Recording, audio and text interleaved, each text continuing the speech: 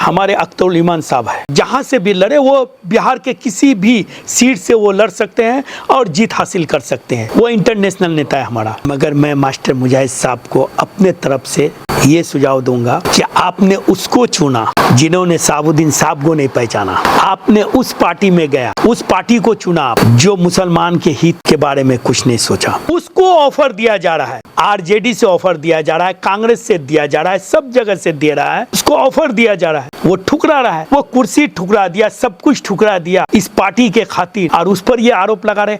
आज अगर अब्दुल बारी सिद्दीकी को या कारी शोएब साहब को या शाहनवाज को या ऐसे भी किसी आदमी को वो अगर इज्जत दे रहे हैं तो वो डर से दे रहे हैं। किसका डर से दे रहे हैं? ओवैसी साहब के डर से दे रहे हैं। किसका डर से दे रहे हैं? अख्तरुल इमाम का डर से दे रहे हैं। तेजस्वी यादव जी, आप समझ लीजिए, आप जो खेला कर रहे हैं वो खेला आपका नहीं होगा। मुसलमान जाग गया है, ये कौम जाग गया है। जिस शख्स का नाम लिया आप, शाहनवाज साहब, वो ये खुद बेईमान है, खुद धोखाबाज है। आप जिसको मुख्यमंत्री बनाने जा रहे हैं, जिसको बिहार का ताज पहनाने के लिए सोच रहे हैं, उससे जाके पूछिए ना, आप उससे जाके पूछिए कि वो कितना पढ़ा लिखा है। हमारे सीमांचल के गांधी श्री तस्लीमुद्दीन साहब, वो भी कम पढ़े लिखे थे, लेकिन वो इतिहास लिख के गए। ये पढ़ाई लिखाई ये नरेंद्र मोदी जी से पूछिए जाके, वो कितना पढ़ा लिखा है। क्या कोचाधाम से कोई आप लोगों को कोई इमाम का उम्मीदवार नहीं मिल रहा है? अरे भाई, उम्मीदवार है। कौन है कोचाधाम का उम्मीदवार? उम्मीदवार उसमें भी 3-4 आदमी हैं। हर जगह से 4-5 आदमी उम्मीदवार है और हर जगह से बात चल रहा है। अब इसका विचार हो रहा है। जहाँ तक ये चोरी का मामला आ रहा है, अगर ये चोरी किया है तो उसको इतना बड़ा सज़ा नहीं देना चाहिए। मारने वाला को भी सोचना चाहिए कि उसका भी बाल बच्चा है, अगर उसका भी एक परिवार है, उसका भी माँ बाप है, ये सोचना चाहिए। अगर वो गलत किया था उसको पकड़ करके पुलिस के हवाले करना चाहिए थे। इसका सज़ा पुलिस देता, आप और हम देने वाले कौन है? अरे जी, आज प्रोग्राम रखा गया था आपके ही ठाकुरगंज के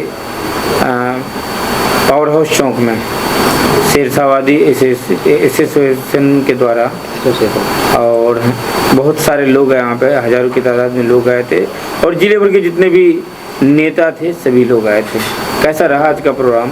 और गोपाल अग्रवाल को लेके जो बयानात हुए आज, उनको माफ़ी मांगने के ये लोग मांग कर रहे हैं, क्या कुछ कहेंगे इसके लिए? देखिए, आज जो प्रोग्राम हुआ है, मैं सीमांचल के पूरे शेरशाहवादी बिरादरियों को और जो हमारे सुरजापुरी बिरादर हैं, जो भी नेतागण थे, मैं सभी का तहे दिल से शुक्रिया अदा करता हूँ, क्योंकि ये ठाकुरगंज के सरजमीन पर आए थे। हम उसका शुक्रिया गुजार अदा करते हैं और सलाम करते हैं, अस्सलाम वालेकुम। ये जो भी नेताओं ने जो मांग किया है गोपाल अग्रवाल साहब के पास कि उसको माफ़ी मांगना चाहिए, उसे माफ़ी मांगना ही चाहिए, क्योंकि आज वो जो पूर्व विधायक कहलाते हैं, तो यहाँ के सुरजापुरी, शेरशाहवादी, आदिवासी, राजवंशी, यानी हर जात मिला करके हम लोगों ने उनको विधायक बनाए थे। और ऐसी भाषा नहीं बोलना चाहिए। अगर वो किसी आका को खुश करने के लिए ये भाषा बोला है तो मैं तो यही कहूँगा कि इस बात को वो वापस ले और समाज से माफ़ी मांगे, यही मेरा भी कहना है। अच्छा, इस तरह से लगातार खास करके शेरशाहवादियों को टारगेट किया जा रहा है, और ये आप ये कहें कि किशनगंज सीमांचल को टारगेट किया जा रहा है, चाहे गोपाल अग्रवाल हो या फिर बीजेपी नेताओं के द्वारा जो नफरती बयान दी जा रही है, इसके बारे में आपका क्या कहना है? देखिए, सिर्फ इसमें गोपाल अग्रवाल नहीं है, इसमें बीजेपी का नेता है। और पता नहीं गोपाल अग्रवाल साहब का जो मिजाज अब कैसे क्या हो गया है, क्या साबित करना चाहते हैं। ऐसे वो नहीं थे, अगर वो ऐसे होते तो लोग उसको विधायक नहीं बनाते। ये बीजेपी को खुश करने के लिए, नरेंद्र मोदी को खुश करने के लिए, अमित शाह को खुश करने के लिए दिलीप जायसवाल को खुश करने के लिए ये सब भाषणबाजी कर रहा है। तो खुश करने का मकसद क्या हो सकता है? खुश करने का मकसद यही है कि उस पार्टी से जुड़ना चाहता है, टिकट लेके विधायक बनना चाहते हैं, और क्या है। विधायक तो यहीं के लोग, ये रहने वाले लोग वोट करेंगे ना, तभी तो विधायक बन सकते हैं। उसको ये वोट नहीं चाहिए उसको, यानी एक कम्युनिटी का वोट चाहिए। हाँ उसको। और ऐसे भी नहीं है कि हमारे हिंदू समाज के लोग अनपढ़ है, जाहिल है, या उसको सोच समझ नहीं है। इससे पहले अगर हमारे हिंदू समाज के लोग अगर ये विचार रखते, अगर ये सोच रखते, तो जावेद साहब को वोट नहीं करते। किशनगंज जिला ये गंगा जमुना तहजीब से चलता है और यहाँ सब कोई मिलजुल के चलते हैं, और ये सबूत है डॉक्टर जावेद साहब और सब। तो इस तरह के प्रोपेगेंडा नहीं चलने वाला है? नहीं चलने, किसी ना चलेगा ना चलने देंगे किशनगंज वाले। 2025 का चुनाव है सर सामने में, ऐसे में सुनने में आ रहा है कि 100 सीटों पे चुनाव लड़ने जा रहे हैं आप लोग। देखिए, हम 100 सीटों पे लड़ेंगे या कितने सीटों पर लड़ेंगे ये हमारे ओवैसी साहब कहेंगे, और हमारे बिहार के प्रदेश अध्यक्ष अख्तौल ईमान साहब तय करेंगे कि किस जगह से लड़ना है, किसको लड़ाना है। ये उनके हाथ पे है, और वो इसका जवाब वही लोग दे सकते हैं। अच्छा, अभी जो मतदाता वेरिफिकेशन प्रक्रिया जो चली, इसमें इसका पहला लिस्ट भी जारी हुआ, उसमें से किशनगंज के 1,46,000 लोगों के नाम काटे गए। जी, तो 1,46,000 जो लोगों के नाम काटे गए, क्या लगता है कि जो जेन्युइन वोटर है उन लोगों के भी कुछ नाम है इसमें जो काटे गए हैं? भाई जेन्युइन है भाई, ये जेन्युइन है। ये जो कर रहे हैं, सबसे पहले नरेंद्र मोदी को, अमित शाह को, नीतीश कुमार को डर हो गया है। किस बात का डर है? कि हमारे हुकूमत ना चले जाए, हमारे सरकार ना चले जाए, वो डर है, भय है, इसीलिए वो ये सब खेला कर रहे हैं। ये अगर करना था, देखिए ये 15 दिन 20 दिन का समय दिया। हमारे यहाँ के लोग, आप जानते हैं, आप लोग जानते हैं बाबू, कि सब बाहर हैं, कोई विदेश में है, कोई और कहीं है। वो लोग काम के लिए गए हैं, घर में कोई पेपर नहीं है, बहुत सारे आदमी का ज़मीन नहीं है, बहुत सारे आदमी का कागज़ नहीं है, बहुत सारे आदमी का। यही अगर करना था, अगर इसको करना था, तो ये इलेक्शन जैसे हुआ लोकसभा का, उसका 15 दिन 1 महीना के बाद कर लेना चाहिए था। ये तो साजिश है भाई, ये साजिश के तौर पर ये किया जा रहा है, और जानबूझकर नामों को हटाया जा रहा है ताकि बीजेपी आगे बढ़ सके और बीजेपी के सरकार बने। वो ये है, इसमें कोई दौरा नहीं। ये लोग आप भी जानते हैं, ये आप भी जानते हैं कि जिस आदमी का नाम कटा है, आप लोग तो ज़्यादा हम लोग से जानते हैं और मालूमात रखते हैं। आप पता कीजिए कि जो जन्मीन है, जो रहता है, उसका नाम नहीं आ रहा है। हम अपना नाम चेक कर रहे हैं तो अभी तक नहीं आ रहा है। अच्छा, तो ये सब साजिश है।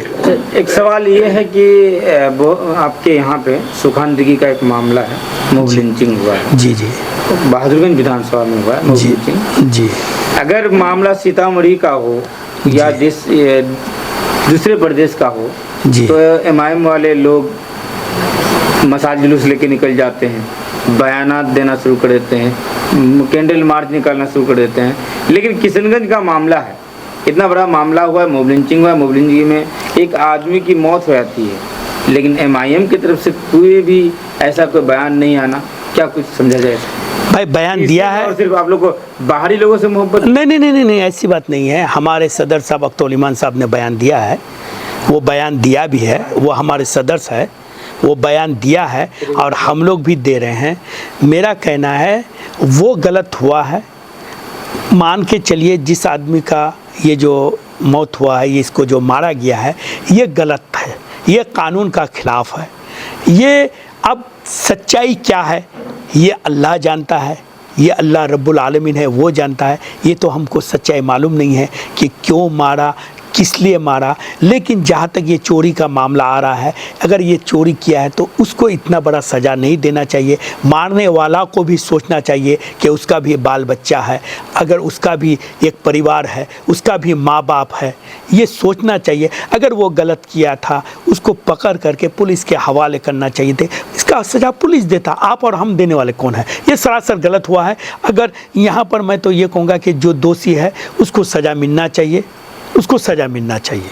कानून को हाथ में लेने का अधिकार किसी को नहीं, किसी को नहीं है। हिंदुस्तान का संविधान का लड़ाई लड़ रहे हैं हम लोग ना, उस संविधान में है ही नहीं है कानून में हाथ लेने का। ये प्रशासन का काम है। अच्छा अध्यक्ष जी, अख्तरुल ईमान साहब के बारे में कहा जाता है वो अवार्ड से विधायक है, लेकिन कहा जा रहा है कि वो कोचा दामन से चुनाव लड़ेंगे। आप जिलाध्यक्ष हैं जी, आपको क्या इन्फॉर्मेशन इस बारे में? जैसे सदर साहब है, जैसे हमारे अख्तरुल ईमान साहब है, वो हमारे प्रदेश अध्यक्ष है, वो आप कहाँ से लड़ेंगे, लेकिन वो अमोर से इलेक्शन लड़ना चाह रहे हैं और वो जहाँ से भी लड़े वो बिहार के किसी भी सीट से वो लड़ सकते हैं और जीत हासिल कर सकते हैं। वो इंटरनेशनल नेता है हमारा, तो वो पार्टी और उसका इच्छा जहाँ है वो लड़ सकता है, वो लड़ने का हकदार है। अच्छा वहाँ पर एक चीज़ ये देखा जा रहा है यहाँ पर कि ठाकुरगंज से आपके दावेदार है, कई दावेदार, उनमें से आप भी एक दावेदार है जी। वहाँ पर किशनगंज विधानसभा से भी दावेदार है, बहादुरगंज से तो टिकट ही फाइनल कर दिए, क्लियर कर दिए, कौन चुनाव लड़ेंगे।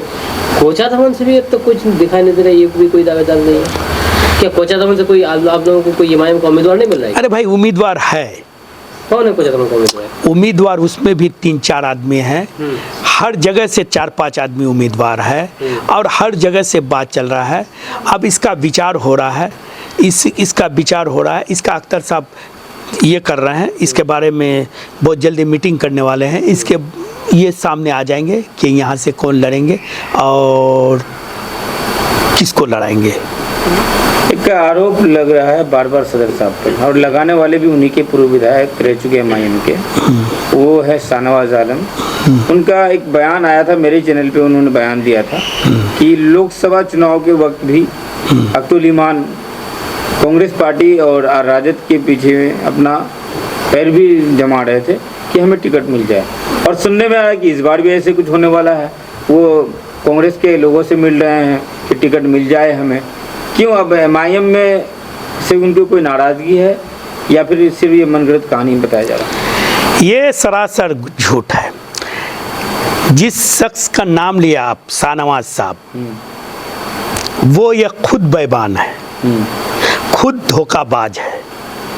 अगर अख्तर साहब के अंदर कोई बात ऐसी होती तो ये लोग को तो सिर्फ मौरा बना के पार्टी में शामिल किया। उसके साथ तो वादा किया गया था कि आप जो मंत्रा लेना चाहते हैं वो मंत्रा लीजिए, जो लेना चाहते हैं वो देने के लिए तैयार थे।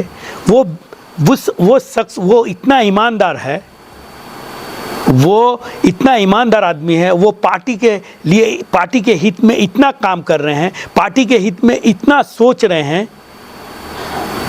वो ऐसा काम करेंगे, अगर करता तो पहले करता। उसको ऑफर दिया जा रहा है, RJD से ऑफर दिया जा रहा है, कांग्रेस से दिया जा रहा है, सब जगह से दे रहा है, उसको ऑफर दिया जा रहा है।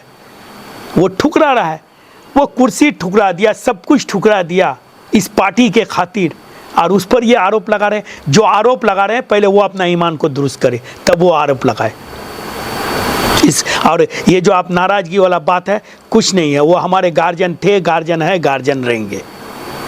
पूर्व विधायक बहादुर के कई वीडियो अब तक सामने में आ चुके हैं जी। पहली बात तो उनके लिखावट बहुत ही ज़्यादा गलत आते हैं। उसके अलावा जो कुछ बोलते हैं, कुछ वर्ड जिसको लेकर कंट्रोवर्सी हो रही है जी। BLO को VLW बोल दिए, इतवार को अतवार बोल देते हैं, और बहुत सारे ऐसे वर्ड हैं जो बोलना कुछ और चाहिए लेकिन बोल कुछ और देते हैं। ये क्या समझा जाए कि वो सच में मैट्रिक पास नहीं किए, अभी तक मैट्रिक पास नहीं किए थे, या फिर ये सिर्फ और सिर्फ पब्लिसिटी स्टंट माना जाए?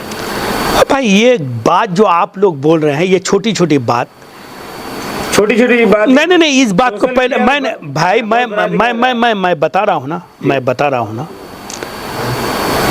रहा हूँ ना आपको। ये जो आप बोल रहे हैं कि उसको ये बोलना चाहिए था, वो बोलना चाहिए था। कभी जुबान जो है, जुबान पलटता नहीं है बहुत सारे आदमी का, मेरा भी 2-3 लफ्ज़ होता है, कभी कभार मैं उल्टा बोल देता हूँ। तो ऐसा थोड़ी है कि आप उसको गलत कहेंगे। अब ये जो बात आप बोल रहे हैं, इस बात पे कोई दम है? आप एक बात बताइए, आप जिसको मुख्यमंत्री बनाने जा रहे हैं, जिसको बिहार का ताज पहनाने के लिए सोच रहे हैं, उससे जाके पूछिए ना। आप उससे जाके पूछिए कि वो कितना पढ़ा लिखा है। हमारे सीमांचल के गांधी श्री तस्लीमुद्दीन साहब, वो भी कम पढ़े लिखे थे, लेकिन वो इतिहास लिख के गए। ये पढ़ाई लिखाई, ये नरेंद्र मोदी जी से पूछिए जाके, वो कितना पढ़ा लिखा है। तेजस्वी यादव के बारे में आप बोल रहे हैं जी, कि वो कितने पढ़े लिखे हैं, सबको पता है कि वो कितने पढ़े लिखे हैं जी, लेकिन आपने अपना गठबंधन का अर्जी भी उन्हीं से लगाया है। वो पढ़ा लिखा देख के अर्जी नहीं लगाए हैं।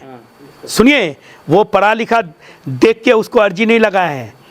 हमने वो अर्जी इसलिए लगाए हैं, वो अर्जी इसलिए लगाए कि हम बिहार के अवाम के बारे, बिहार के विकास के बारे, बिहार के शिक्षा के बारे, बिहार के स्वास्थ्य के बारे, इस बारे को लेके उसका सोच, हमारा सोच मिलता है, इस सोच के लिए अर्जी लगाए हैं। उसको पढ़ा लिखा या अनपढ़ देख के उसको नहीं लगाए हैं। अच्छा, आप 2 दिन पहले दिल्ली से आए हैं जी, और कौमी सदर आपके जो हैं ओवैसी साहब, असदुद्दीन ओवैसी साहब, उनसे आपकी मुलाकात हुई। कब वो आ रहे हैं, कुछ बातचीत हुई क्या?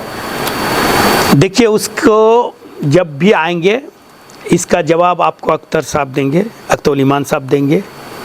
वो राष्ट्रीय सदस्य है, वो प्रदेश सदस्य को देंगे, उसके बाद जिला सदस्य को हमको देंगे, हम आपको बता देंगे। प्रोग्राम जैसे बनेंगे तो ये आपको बता देंगे। आखिरी सवाल, मास्टर मुजाहिद को लेकर के बहुत दिन तक बातें चली, कभी वो एमआईएम में जा रहे थे, कभी आरजेडी में, एमआईएम आरजेडी, लेकिन एमआईएम में नहीं आकर वो आरजेडी में गए। लोगों का कहना है कि एक बेशकीमती हीरा एमआईएम के पास नहीं आया, क्या कुछ कहेंगे इसको? देखिए, हम मुजाहिद साहब को गलत नहीं कहेंगे, हम मुजाहिद साहब को मानते हैं। और ये बेशकीमती हीरा वाला जो बात है, अब ये बेशकीमती हीरा कौन होगा, कौन स्टार बनेगा, ये आने वाला दिन बताएगा, आने वाला वक्त बताएगा। आने वाला वक्त किसका इंतजार है? सुनिए ना, आने वाला वक्त बताएगा। और मास्टर मुजाहिद साहब बहुत ही सुलझावा आदमी है, मगर मैं मास्टर मुजाहिद साहब को अपने तरफ से ये सुझाव दूंगा कि आपने उसको चुना जिन्होंने साबुद्दीन साहब को नहीं पहचाना। आपने उस पार्टी में गया, आप उस पार्टी को चुना आप, जो मुसलमान के हित के बारे में कुछ नहीं सोचा। आपको शायद मालूम होगा, ये 2005 की बात है शायद, जब रामविलास पासवान ने एक प्रस्ताव रखा कि अगर आप लालू जी, आप अगर बिहार के किसी मुसलमान को मुख्यमंत्री बनाते हैं तो हम आपका साथ देंगे। अगर उसका दिल में मोहब्बत के लिए, मुसलमानों के लिए जज्बात होता, प्यार होता, मोहब्बत होता, तो वो बना देते। अब रही बात मुसलमान की, आज अगर अब्दुल बारी सिद्दीकी को या कारी शोएब साहब को या शाहनवाज को या ऐसे भी किसी आदमी को वो अगर इज्जत दे रहे हैं तो वो डर से दे रहे हैं।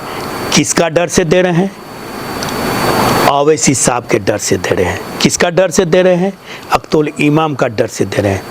किसका डर से दे रहे हैं? एमआईएम पार्टी के डर से दे रहे हैं, एमआईएम के कार्यकर्ता का डर से दे रहे हैं, एमआईएम का जिम्मेदारों का डर से दे रहे हैं, इसलिए इज्जत दे रहे हैं। उसका दिल अभी भी गवारा नहीं है। समझ गए? तेजस्वी यादव जी, आप समझ लीजिए, आप समझ लीजिए, आप जो खेला कर रहे हैं वो खेला आपका नहीं होगा। मुसलमान जाग गया है, ये कौम जाग गया है। हमारे कौम का अब नेता बन गया है, हम उसके साथ हैं, साथ रहेंगे। ये जो कर रहे हैं ये चंद दिन की बात है, आने वाला वक्त का जवाब आप लोग को खुद मिल एक जाएगा। लास्ट सवाल आपसे पूछना है। जी।